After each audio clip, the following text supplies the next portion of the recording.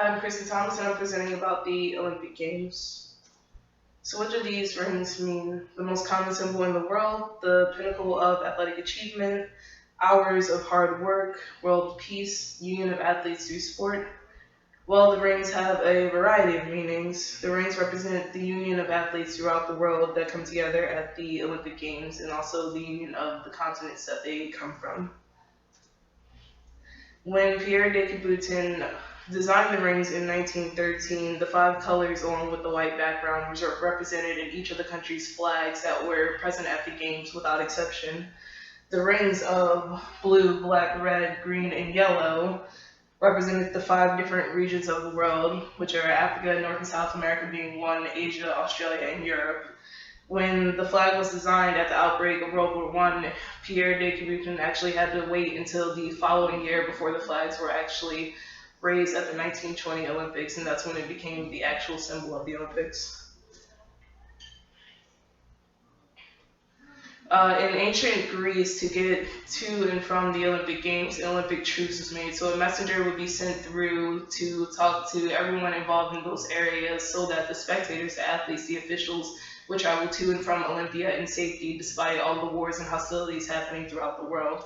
Now today, the Olympic truce is the subject of a United Nations call to resolution to settle disputes between these fueling countries for peace and fraternity throughout the Olympic Games, and athletes are invited to sign the Olympic truce at the Athlete Village.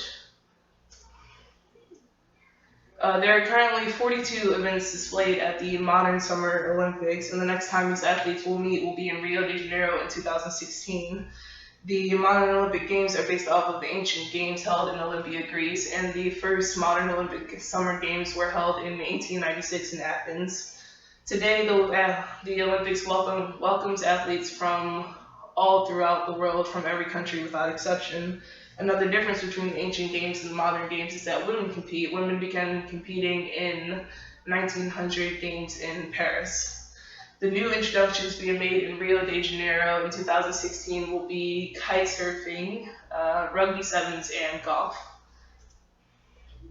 So why Rio? Seems pretty sweet, like the ideal vacation spot. Well, every 4 years, a country will place a bid to host the Summer Olympics, and the International Olympic Committee will decide based on 18 different themes. So these themes could be logistical, like transportation. Can these athletes get to and from their location safely? Will they have the roads ready? Do they have the means to host an event this huge? Will the city handle the tourism well? Is the city safe? Or it could be something as simple as this country proposed the best athlete village, and this is what we like, and it could come down to that after the logistical things. The Olympics is basically the time that the International Olympic Committee can say, hey, we are doing this event and we want to promote peace and fraternity, and this is when we're having it. So they want to choose the best city that will promote that Olympic culture. For the country that is selected is the chance to bring in revenue and tourism, because it will forever be the spot where they held these Olympic Games, so tourists can forever go to that country. And if it's a country that's not well known, this will bring in tons of money to the city, as well as sponsorships and relationships with Visa, McDonald's, large corporations like that.